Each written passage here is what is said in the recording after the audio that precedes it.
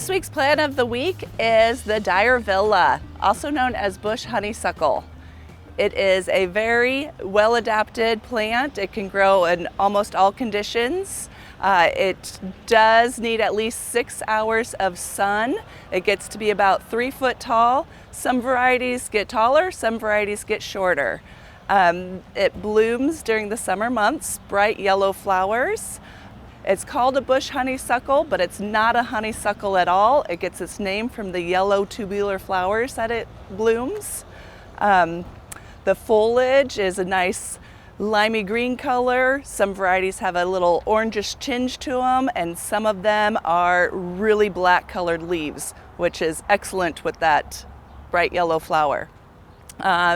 It can grow in acidic soil. Doesn't have to be acidic soil, which would make it a great plant to mix with hydrangeas and hostas under your evergreen trees or oak trees. It does like drier conditions, and it does have a suckering habit where it would be great for erosion control. So let's throw it over to Gannon for weather.